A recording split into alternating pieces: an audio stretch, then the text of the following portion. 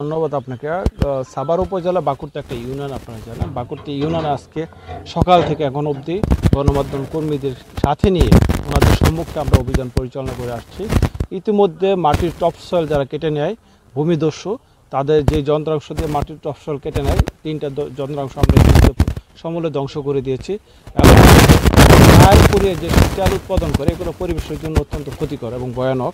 তো সেই ধরনের আমরা ইতিমধ্যে প্রায় 4টি কারখানা, এই যে আপনার টায়ার পুড়িয়ে যে তেল উৎপাদন করে সেই কারখানাকে কিন্তু আমরা ধ্বংস করে দিয়েছি আপনাদের সম্মুখেই। আমি আপনার মাধ্যমে সাভারবাসীকে একটা মেসেজ দিতে চাই, যারা হলো যে এরকম অবৈধ ব্যবসায়ী এবং পরিবেশ দূষণকারী তাদের বিরুদ্ধে আমরা আইনের সর্বোচ্চ প্রয়োগ করব। যা ইতিমধ্যে আপনারা দেখেছেন তাদের কারখানাকে ধ্বংস করে দিয়েছি, ঘুরিয়ে দিয়েছি।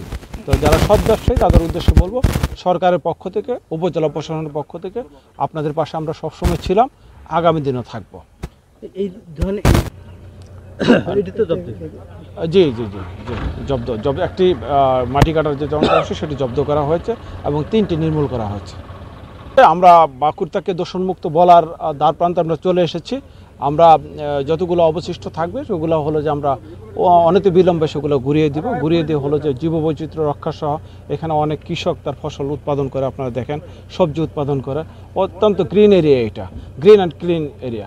তো আমাদের এই বাকুরতা যাতে হলো যে সুন্দর থাকে এবং হলো যে আমাদের সন্তান আগামী প্রজন্ম যারা সুন্দরভাবে নির্মল হাওয়া নিতে পারে, বায়ু নিতে পারে এবং সাভারের প্রতিটা ইউনিয়ন এলাকা যাতে হলো যে এরকম থাকে, সেই জন্য হলো যে আমি উপজেলা নির্বাহী অফিসার হিসেবে প্রত্যেকটি মানুষের কাছে যারা শিল্পোদ্যোক্তা, শিল্প কারখানা মালিক, তাদের প্রতি আপনার শিল্প কারখানাটা অবশ্যই পরিবেশ বান্ধব করেন।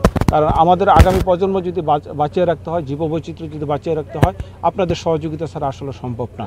আপনি শিল্প কারখানাটা যদি পরিবেশ বান্ধব রাখেন তাহলেই কিন্তু আমাদের আগামী প্রজন্ম বলেন, জীববৈচিত্র্য বলেন, সেটা হলো যে সুন্দরভাবে বেড়ে উঠবে।